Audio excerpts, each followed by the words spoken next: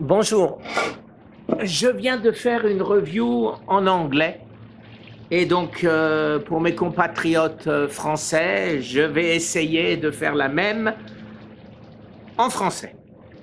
Donc là, qu'est-ce que j'ai? J'ai plein d'appareils comme vous le voyez. C'est tout du Lumix parce que j'adore Lumix.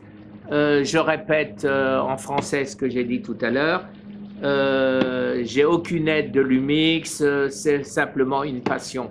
J'ai revendu tout mon matériel Nikon où j'avais des lenses, des objectifs gros comme ça. Je ne me suis pas orienté vers Sony parce que c'était encore pire, qu'ils ont beaucoup moins de choix en plus que Lumix ou Nikon.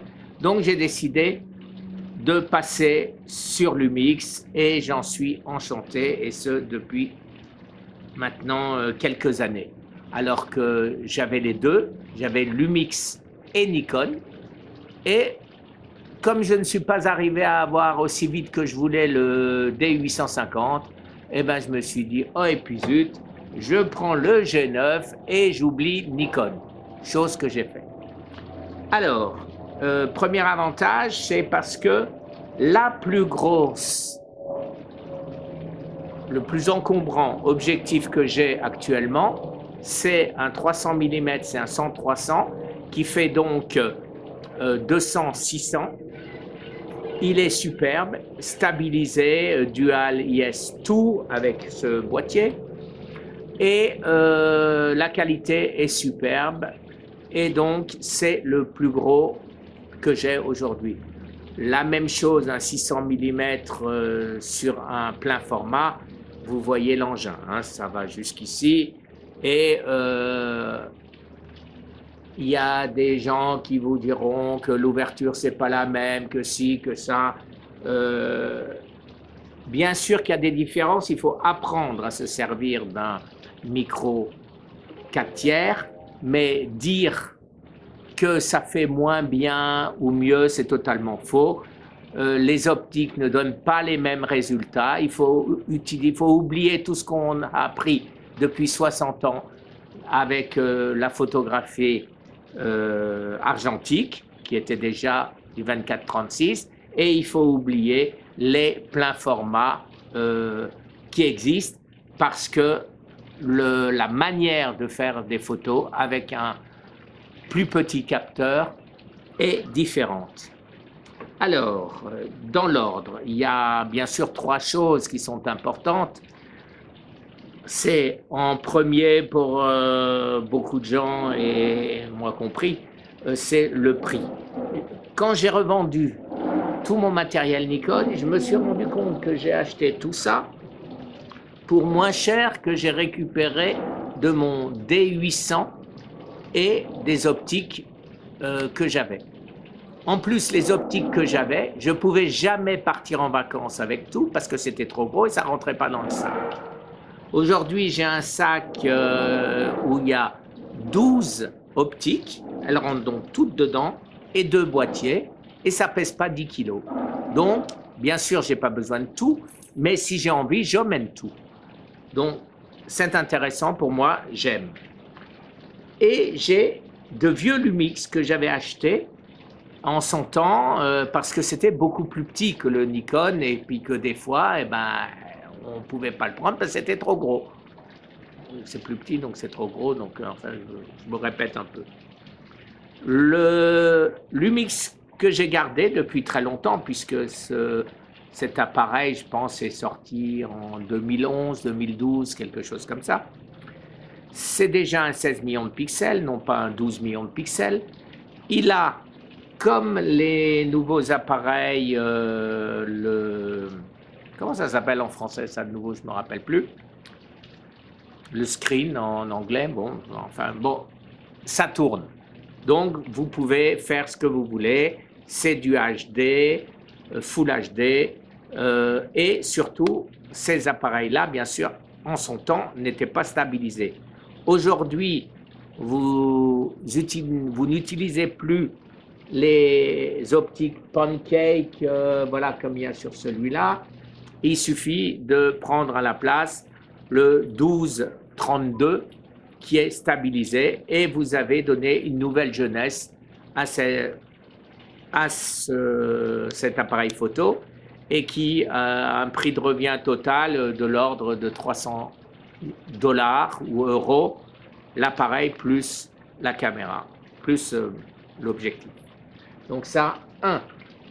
Après, donc dans l'ordre d'acquisition, vous avez ce Lumix qui est le GX8, qui est le premier 20 millions de pixels qui est sorti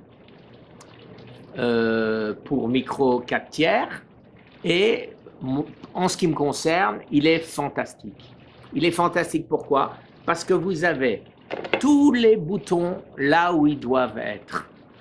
Vous avez, voilà, vous voulez changer le mode d'autofocus, vous appuyez sur ce bouton. Vous voulez changer la balance des blancs, vous appuyez là. ISO, vous appuyez là.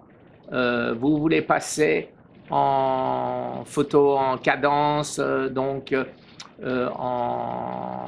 bon, tous les modes, le retardateur d'ailleurs qui prend 3 photos au lieu d'une, il a cette possibilité que je trouve très bien parce que les gens attendent habituellement le premier cliché et 9 fois sur 10, il y en a un qui a fermé les yeux, etc. Ils sont crispés parce qu'on attend le cliché. Quand on en prend 3, au moins, habituellement, on sait qu'il y en aura une de réussie. Il est suffisamment gros pour pouvoir mettre ce 200-600 dessus. Et donc, c'est très agréable. C'est mon préféré. C'était mon préféré jusqu'à présent. Quand je veux voyager, je prends ce Lumix qui est le GX85, qui n'est qu'un 16 millions de pixels, mais qui n'a pas de low pass filter. Le fait de n'avoir pas de low pass filter, ça y est, je recommence à parler en anglais. Le fait donc de ne pas avoir ce filtre fait une augmentation de la netteté. Et je ne vois quasiment pas de différence entre celui-là et celui-là. Celui-là a l'avantage de pouvoir utiliser les superbes qualités d'optique comme le 20 mm 1.7 Mark 1, non pas le 2, le Mark 1 est beaucoup plus piqué. Et comme le boîtier est stabilisé 5 axes, 5 axes, je ne sais pas si on traduit ça par 5 axes, donc la qualité est superbe et c'est tout petit, je le mets dans la poche ou dans un petit sac que j'emmène avec moi. Quand vous voulez faire de la street photographie,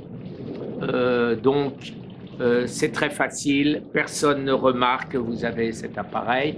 L'inconvénient par rapport à ces 3 appareils, c'est que il flippe comme ça, mais il ne se retourne pas, donc vous ne pouvez pas vous voir en train de filmer si vous êtes en train de filmer. Voilà, donc celui-là, superbe avec les anciennes optiques et un prix de revient extrêmement raisonnable, d'autant plus qu'il est en promotion actuellement.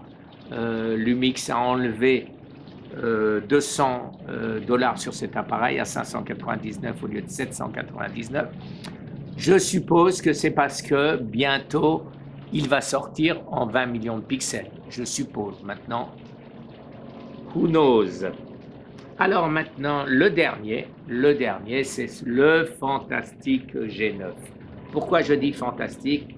Parce qu'il fait tout ce que les grands font, à savoir donc le D850 de Nikon, le Canon, le Sony équivalent, en mieux. En mieux, je pèse mes mots, en mieux. En mieux pourquoi? Puisque vous pouvez faire de la haute résolution 80 millions de pixels.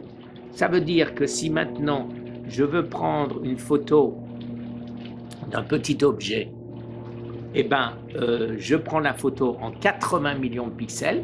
Alors, il ne faut pas que ça bouge, bien sûr, il faut que l'appareil soit sur un pied, mais ça, vous l'avez certainement déjà entendu ou vu sur YouTube. Mais même avec un D850, vous n'avez pas cette qualité. Si vous voulez cette qualité, eh ben à ce moment-là, vous devez prendre un moyen format qui coûte 25 000, 40 000 dollars ou euros. Donc, et un monstre. Hein. Alors, si vous prenez ça, plus donc une optique macro, comme le 45, je ne sais pas où il est, voilà, il est là, le 45 macro, Leica, donc là, vous avez un piqué fantastique et une qualité fantastique. Hélas, vous ne pouvez pas cumuler 80 millions de pixels et ce qu'on appelle le post-focus. Post-focus, c'est quoi? Je prends, par exemple, tous ces objectifs. La caméra est là.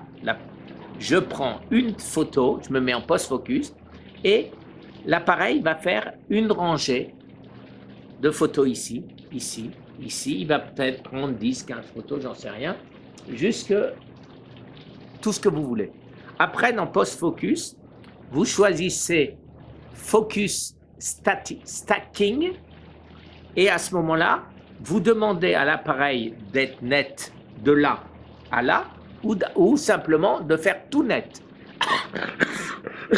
À ce moment-là, vous avez une photo qui est absolument irréalisable avec tous les autres appareils puisque vous aurez la netteté sur mon nez ou ici ou là-bas au fond.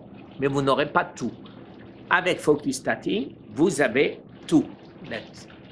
Et tout ça se fait sans programme extérieur, style Lightroom ou autre Photoshop. Ça se fait directement de l'appareil. Vous appuyez sur un bouton et la photo net sort. Cette fonction existe aussi sur le GX85 qu'on a là, mais hélas, n'est pas complète sur le GX8.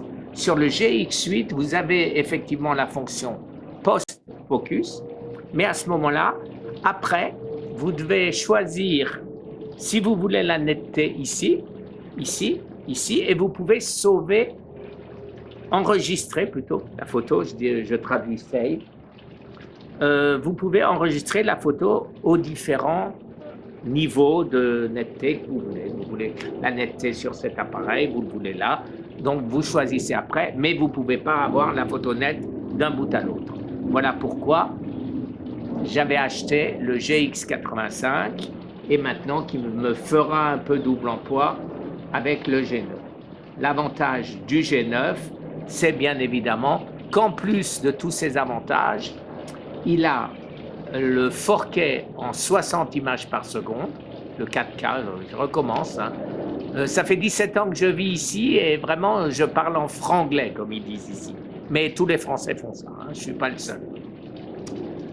Donc 4K, 60 images par seconde et 180 images par seconde en 1080, c'est-à-dire en HD.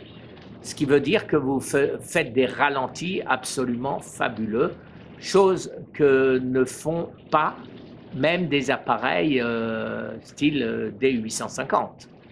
Donc, assez extraordinaire. Voilà. Maintenant, si vous voulez, si ce n'est pas trop long, je peux vous parler des optiques. Alors, les optiques, l'avantage, ça vous le savez certainement, c'est que vous pouvez prendre les optiques Olympus, les mettre sur ces appareils, comme vous voulez, avant, il n'y avait pas de bémol du tout, puisque c'était complètement compatible dans les deux sens. Inconvénient des optiques Olympus, c'est qu'elles ne sont pas stabilisées. Avantage des boîtiers objectifs, des boîtiers Olympus, c'est qu'ils sont stabilisés. Par contre, je n'aime pas du tout les menus. Les menus, pour moi, sont compliqués, mal foutus chez Olympus. C'est dommage parce que ce sont de très bons appareils.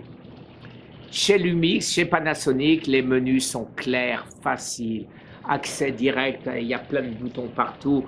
Vous pouvez le programmer vous-même, mais c'est tellement facile, tellement... moi, je les ai programmés tous pareils. Quand j'appuie sur celui-là, je sais que ça me fait la même chose que celui-là et celui de ça. Vous pouvez même exporter les settings, c'est-à-dire vos réglages, et les passer sur les autres appareils. Donc, vous le faites une fois sur un appareil et automatiquement, ça le met sur